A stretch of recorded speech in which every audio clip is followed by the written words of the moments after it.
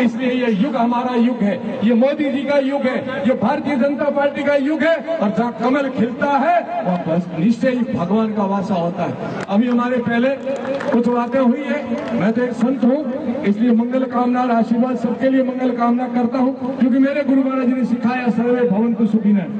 परंतु जादूगिरी से काम नहीं होता है मित्रों, वो हकीकत में करके दिखाना पड़ता है।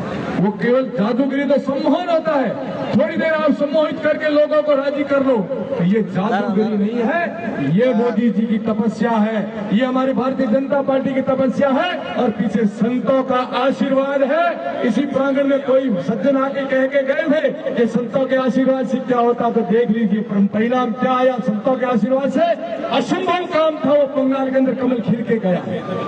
कोई जादूगर के बन के आएगा और कोई हमारे सर्कस में साहब होता है ना एक जोकर, और जोकर क्या करते हैं, हंसा के चले जाते हैं, लोग थोड़ी देर हंसते हैं और फिर चले जाते। ना ये जोकरों से चलने वाला, ना जादूगरों से चलने वाला तो संतों के आशीर्वाद से, देश के क्रांतिकारियों से निष्ठा के साथ जो अपनी राजनीति में आकर के काम करते हैं। अब देश यही मांग रहा है, चाहे एमएलए हो, चाहे मुख्यमंत्री हो, चाहे प्रधानमंत्री हो, होना चाहिए तो इसी भाव के साथ, राष्ट्रनीति के साथ खड़े होना है। मैं आशा रखता हूं जो भीड़ की चुनौती देके गए थे, जो प्रधानमंत्री जी आएंगे तो लाखों नहीं कई लाखों पार भीड़ होगी। और हमारे लोग लाडले हमारे अपने मंत्री जी आए हैं, तभी हम हजारों की भीड़ कर सकते हैं। आपके कार्यकाल के अंदर आपने जब भी किया है, आप लोकसभा में जब भी गए, एक ने एक हमारे लिए सौगात दी है।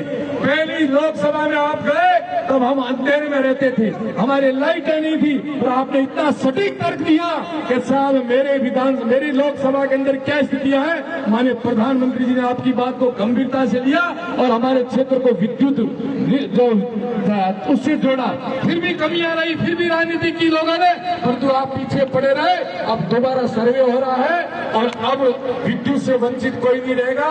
मैं धन्यवाद देना चाहता हूं माननीय मुख्यमंत्री जी का कि हम सबका मान रखते हुए पोखरण विधानसभा के अंदर नियमों को ताक में रख करके आपने जीएसएस दिए, इसके लिए हम धन्यवाद देते हैं। आपने नियमों को त्याग में रख करके हॉस्पिटल दिए, इसके लिए मैं धन्यवाद देता हूं। परंतु परिसीमन के लिए तो आपने हम सब के लिए बहुत कुछ किया, इसके लिए मैं धन्यवाद देता हूं। फिर भी कोई विसंगति रह गई है तो हम लोग लगे हुए हैं। आप कार्यकर्ता हो, आप निष्ठा से इस मुख्य धारा से लगे रहे, भारतीय जनता पार्टी के साथ और राष्ट्र के साथ जुड़े रहना।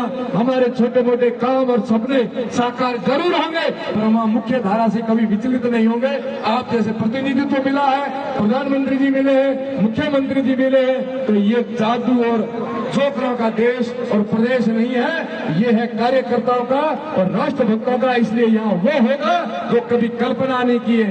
दूसरी सौगात आपने हमारे को दी है, जब जल जीवन मिशन आया उस समय आपने, उन समय भी आपने एक तर्क रख करके माननीय प्रधानमंत्री जी को कहा कि देश के दूसरे प्रदेश में आप 20,000 से घर कनेक्शन करवा सकते हो, परंतु मेरी लोकसभा के अंदर 20,000 से नहीं होगा।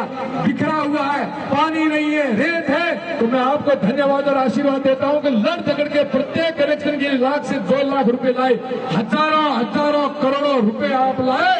परंतु उस समय के जो तत्कालीन मुख्यमंत्री सरकार थे, उन्होंने उसको भी भट्टा बिठाया और मटिया मेल किया, जिसको आज हम लोग भुगत रहे हैं। आज जल जीवन मिशन के कारण हम सब लोग दुखी हैं कि उस समय यदि सही योजना बनती, सही सर्वे होता और सही काम होता तो आपके मंत्री जेल में नहीं जाते, आपके समय के अधिकारी जेल में नहीं जाते। और आज जनता तरस हो रही है पानी के लिए, तो करनी आपने की, भुगत हम रहे हैं।